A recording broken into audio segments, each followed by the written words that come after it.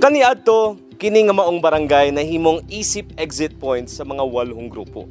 Apan karon dili na nato mailhan tungod sa dili na makit-an ang lama sa kagahapon. Mga higala karong adlaw atong susihon kung unsa kaniadto ug unsa na karon ang barangay Nuwangan.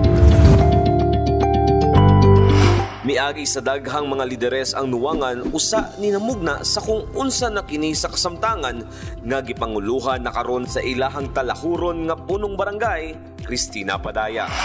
Alos ko kat barangay Nuwangan. Welcome mo tanan sa barangay Nuwangan. Apan bag-o ang tanan, nganong mang sa dinaghan-daghan sa pwede pangalan, nganong Nuwangan man ang nahimo niini nga pangalan ug unsa ba ang karaang hulagway sa nasangpit. Kini ang pipila sa mga butang nga gidalit kanato ni ex-kapitan Ronnie Duac sa atong pagpakighinabi kaniya. Kaning barangay Nuwangan, una ni ang atuwang barangay captain sa una si Crisostom David Ilocano. So nasundan ni Andres Tamayo Ilocano gyapon. So ang mga Ilocano sa una ang nagapalunang sila sa ilahang karabaw sa Sapa Nuwangan. Una nga gingandan ni ato amo ang barangay nga Nuwangan kay gumikan ang skuan sa Ilocano is Nuwang Karabaw. Ang sa Tibo is Sapa. Nuning Nuwangan. So ang ulagway sa una, sir, maragkuan yung baton nga wala pa gyud mga ingon ani nga espalto nga dalan lisod pa gyud ayo. Unya sa kuan naman tao kaning Nuwangan man sir kuan halok maragtanan tribo na ang tanom nga sa una diri nga pumun kaning kuan mais tapos pagawa sa mga mais kay kuan naman mga saging, kaning lubi, guma, muna ang tanong karon. Nagkalain-laing mga tribo ang nagapuyo sa sulod sa 536.55 hectares nga land area sa barangay nga adunay 3,767 nga mga residente. Sulod sa 897 ka panimalay nga gilangkop sa 10 ka mga purok. Kasikbit sa maong barangay ang poblasyon, Indangan, Perez, Manungol ug Sudapin. Tungod sa nahimutangan sa barangay, nahimong malisod ang hiskutanan sa kahusay ug kalinaw kaniadto sa lugar tungod kay nailhan kini kaniadto isip dagananan o exit point sa mga 8 grupo sa nasangpit nga hiskutanan. Atong susihon og giunsa sa ilahang barangay ug kumusta unsad nato sa kasamtangan ang kahusay ug kalinaw sa barangay Nuwangan. Sa unang panahon, medyo bad record yun nga paminahon ang barangay Nuwangan tungod sa mga panghitabo na murag ang Nuwangan nahimo nga dagananan sa mga dili maayo nga elemento. Usa po ito nga na problema ang mga barangay official lakip na may mga kagawad tungod sa katong image sa Nuwangan nga dili maayo kay kung bisag saka sa gawas madunggan nimo ang barangay Nuwangan na kritikal, pero sa amo nga nagpuyo diri dili kritikal kay mga tao diri sa Nuwangan nga nasa sulod mga buhutan man og walay mga burkinto, kaya lang nalay mga sani panghitabo nga dili mayo nalakip ang napil ang image sa Nuwangan tungod sa ngadtong mga panghitabo nga na mga elemento nga gasulod mudagan diri, pero sa karon kaluoy sa Dios pinagi sa pagpaningkamot sa mga barangay official na nahimo na mga istoryahan to mga problema nga kung pwede dili lang sila maghimo og mga unsang kadaot nga diri sila mudagan sa Nuwangan para dili pod maapil ang image sa Nuwangan.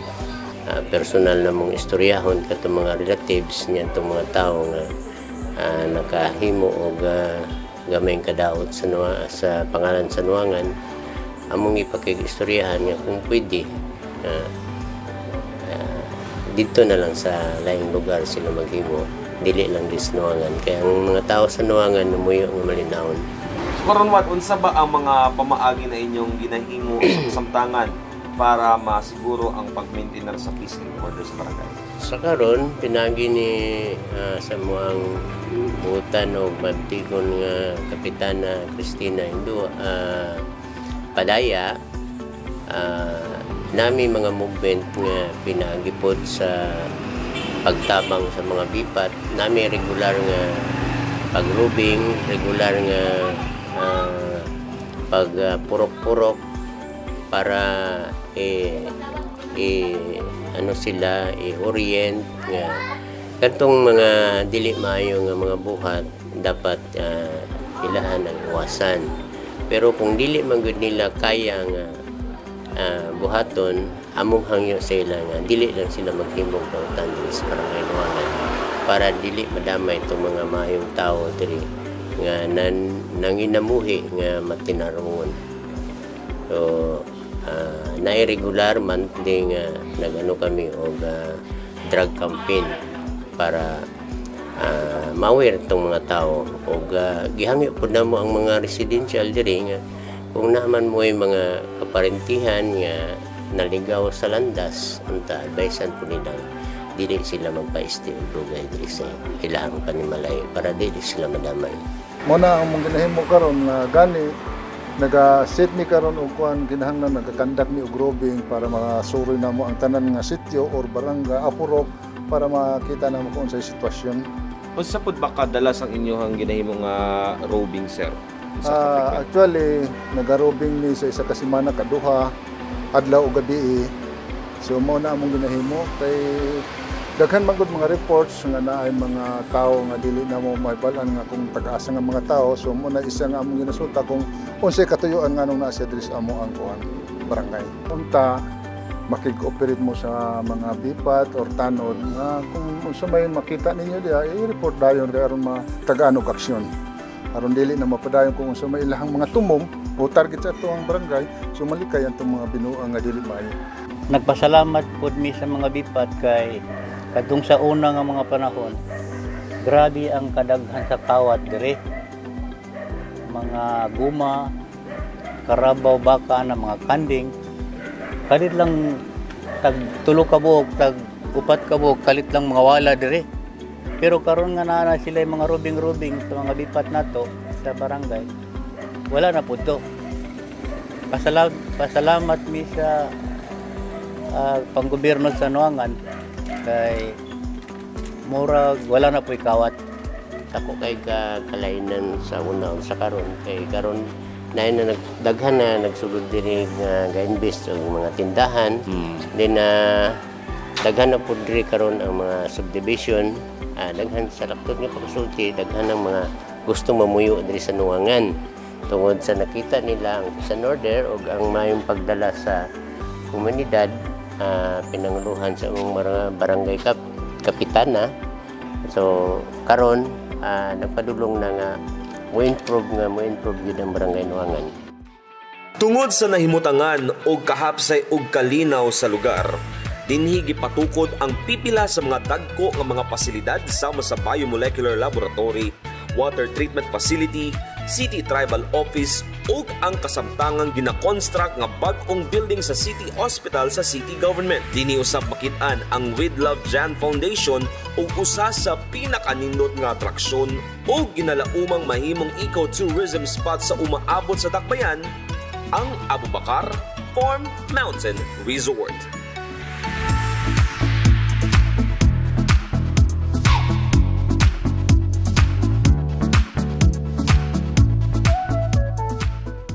Ito is from my grandfather pa.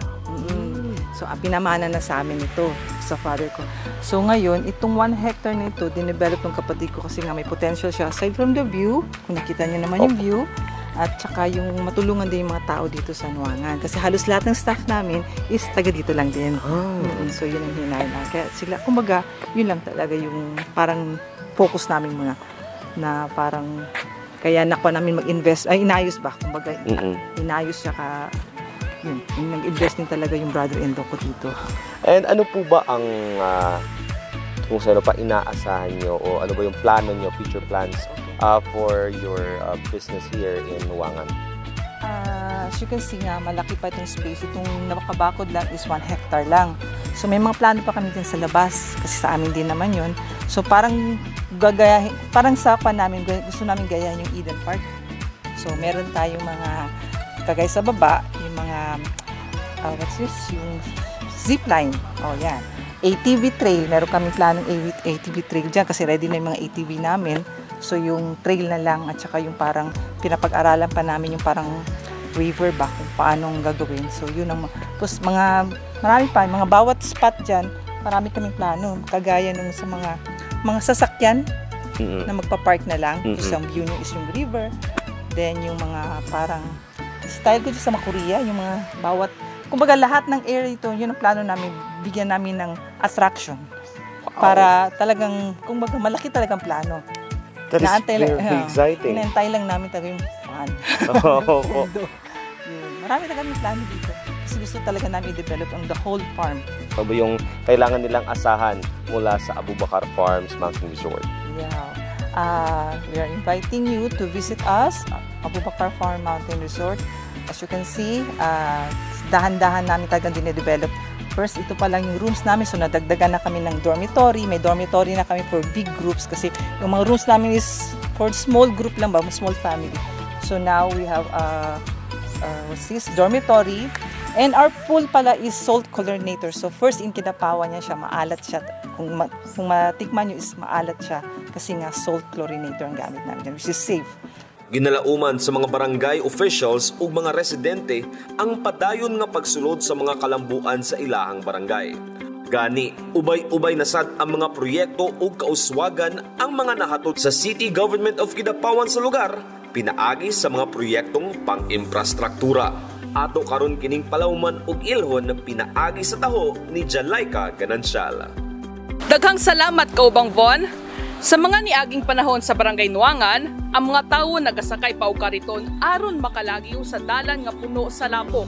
Atong tan-awon ang kahimtang sa Barangay Nuangan kung asa ubay-ubay na ang mga infra project nagipangmuntar. Sa naglabay ng mga tuig sa Barangay Nuangan, maupod na mga pagsulay ug kalisod ang ilahang naagihan. Ang mga infra projects na dala sa lokal na panggamhanan sama sa box culvert, road concreting ug road rehab, slope protection, hanging bridge, water system ug uban pa ang naghatag og kahapsay sa mga residente. Sa kanang boundary sa Indangan, kanang District 3 Atab o District 3E 51 dili gyud na masulod og sakyanan sa unang mga panahon.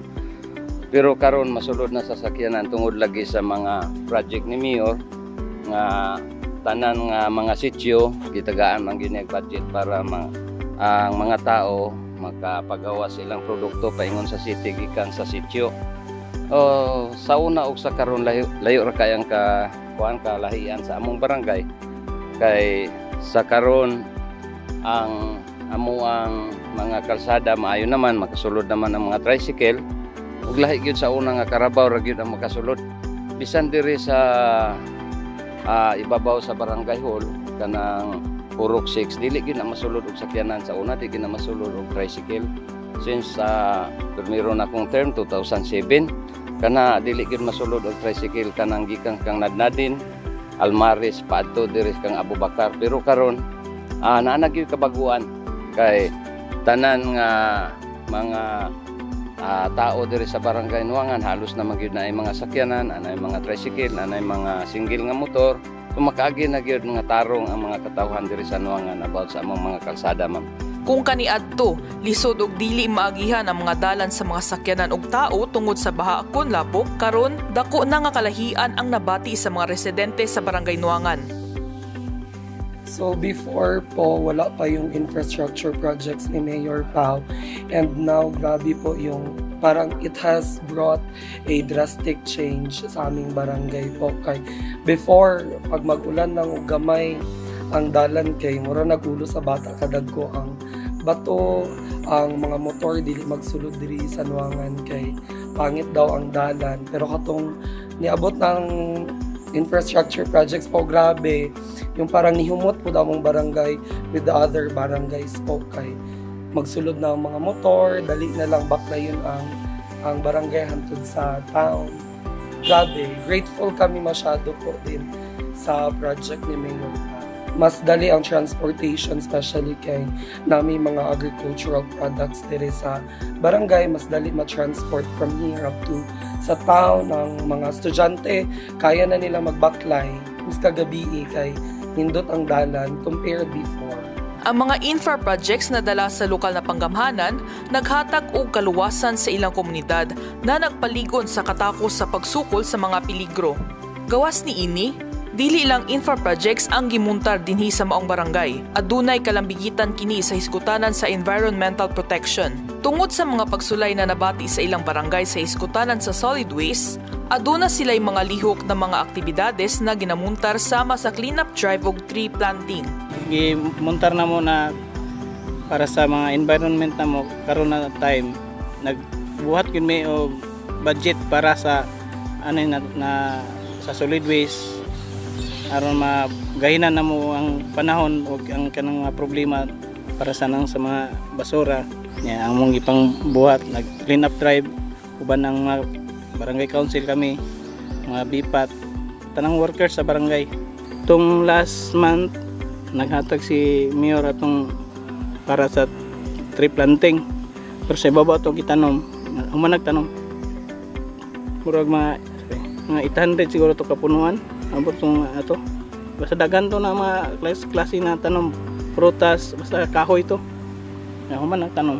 Ang isa sa akong pasalamat sa tanang Taganuangan sa Barangay Council, ang among pasalamat na wala gyud mi gipasagdan sa taas, labi na kang mayor, wala mi gipasagdanan. Gitagaan gyapon mi support na adton nito sa problema.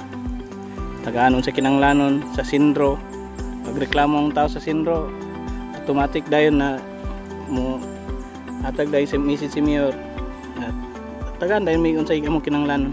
Ang lihok sa paglimpyo isa nga tumo nga mahimong responsibilidad sa usa ka barangay. Maong dako ang pagpasalamat sa mga residente sa padayon nga pagsuporta sa lokal na panggamhanan sa iskutanan sa environmental needs. So compare atong sa una, medyo malisdan jud mi pagpa-inform sa mga tao kay amo adjong ginaawhag sila nga magsalig mga cleanup drive, mga tree planting katong sa past na administrasyon sa SK. Pero aware man pud ko participate man gihapon sila, and then mas na-organize lang jud og tarong karon kay ato ang mayor mismo ang gapanguna og pagpa-clean up drive sa mga tree planting. Murag mo jud iyahang gina-priority jud karon ang mga kalimpyo sa atong environment, especially aning tree planting na iyahang ginasugod, ginapangunahan. Dako nga tabang ang mga environmental program ug projects na dala sa atong lokal na panggamhanan sa maong barangay para sa pagtukod og mas limpyo ug luwas nga komunidad. Usa ka importante nga aspeto ang iskutanan sa infrastruktura tungod sa dakong tabang ani sa pagpauswag sa kahimtang sa usa ka barangay ug kinabuhi sa mga manglulupyo. Gikan diri sa Barangay Nuangan, kini si Jalay Kakit Ganansyal sa City Information Office para sa Padayon Kidapawan. Ang himsog nga katilingban musalamin sa kahimsog sa mga residente ani. Ni si Lloyd Kenzo wasay aron itaho kanato ang hiskutanang panglawas sa lugar. Maayong pag-abi-abi ang gihatag sa mga tinugyanan sa Barangay Nuangan, Rural Health Unit sa mga residente sa napulo ka mga purok sa ilang barangay. Para sa amo, mahindanon din siya kay parehas sa kanang wala igong kwarta nga ikaadto sa mamasahi pa. So, mas gid siya sa mas pabor gid siya sa amo diri. Makatabang sa amo sa mga labi na pareha sa ako nga PWD. Katabang kay sila manghatag og mga tambal. Kanang kaayuhan diri sa barangay ana. Kanang mga PWD dire kung dili makaanhi dire pasuruyan man sa among midwife ang mga iyang mga BX niya pasuruyan sa kabalayan. Pinaagi sa pagtinabangay sa city government ug Barangay LGU sa Nuangan na plastar ug pag-ayo ang managunang serbisyo sa maayong panglawas sa ilahang barangay. Kung sa implementation sir sukad nga nag-midwife ko diri sa Barangay Nuangan, kaning maayo jud ang dagan kay tanan nga kaning activities or kinahanglan namo diri sa health ginahatag man. Tapos ang nakagwapo ko diri sa Barangay Nuangan kay ang Barangay Council gihatag nila ang budget na 5% sa health gikan sa Barangay Ira. Tapos kami na pod ako na pod ang nagahimo og kaning action plan for 1 year kay para dili maglisod ang dagan sa mga activities, dili madili-delay. Isip nagunang frontliner sa paghatag og health services sa mga taga-barangay, gipangunahan sa ilang midwife ang paghatag sa maong mga batakang serbisyo. Tan-aw namo nga murag kinahanglan namo og kaning additional fund nagadagan jud mi kay Mayor Pao. Sa una dati pa kay Mayor Jai. O nga dili jud mi maglisod. Ma-extend na mo sa kabalayan, sa mapurok, unsay mga benefits nga dapat ihatag. Nami counseling, nagakandak mi og health alert, kato siya na natutanan dito nga program sa health. Muna siya ang gina-extend na mo, nagapatapok mi purok-purok, i-counsel ang mga naadiha nga residente about sa katong pinaka-importante na may priority program na dapat na masunod nila para maiwasan nato ang mga delikado nga mga sakit, mapreventahan po nato ang mga sakit. Aron masiguro nga hanay ang maong mga programa, nisubay ang sangguniang pambarangay sa mga direktiba gikan sa Department of Health diya sa pagpatuman sa mga nagunang health services.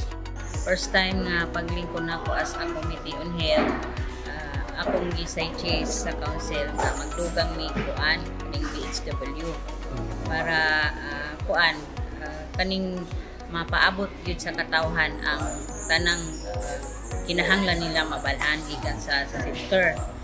Dako kayo ang tabang sa city government. Labaw na nin every time magkandak po sila direct medical outreach o gikan sa city health nga mga nagdumala sila ang nagpaabot sa tanang kaayuhan diri sa Barangay Nuangan o labaw na kay ato ang mayor nga si Mayor Pao, tanan namong kinahanglan kung anong idukot sa iyaha pong aksyonan tayo. Bisan pa man sa ginagmayng kakulian, napatuman gihapon sa Barangay Nuangan ang mga nagunang health services alang sa katawan o pag-awag na sad sa katawan nga suportahan ang maong programa. Panawagan ako sa mga residente diri sa Barangay Nuangan nga makiko-operate lang para dali lang pod ang implementation kay ang city government under kay Mayor Pao ready kayo nga mo support diri sa Barangay Nuangan ug ang Barangay Council ihatag jud nila tanang support para sa katawan sa Barangay Nuangan. So ang ako alang is cooperation lang jud. Nagpasalamat lang sa gihapon ang mga residente sa gitagan ng mga health services sa Barangay Nuangan.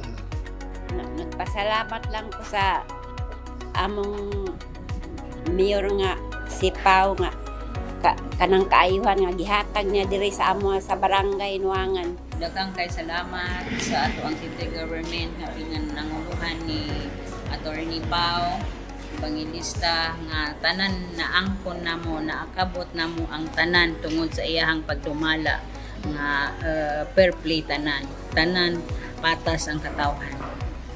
Nagpamatud gayod na aktibong partnership sa city government ug Barangay LGU sama din ni sa Nuangan makadala og mas alapad nga serbisyo sa katawan. Bisan pa man sa mga kakulian, napasiguro sa BLGU Nuangan nga matagad gayod og pag-ayo ang mga panginahanglan sa may panglawas sa katawhan. Lloyd Kensuasay gikan sa City Information Office. Gani, dako na gayod ang kabag-uhan nga natagamtaman sa Barangay Nuangan. Gikan mismo sa ilahang inahan nga si Punong Barangay Cristina Padaya, atong paminawon kung unsa na ba ang Barangay Nuangan sa kasamtangan. Ang Barangay Nuangan na dako gyud ang kalahian tungod kay approve ang tanan. So nakita naman gyud ninyo sa Barangay Nuangan kung unsa sa una o karon naagay kalahian.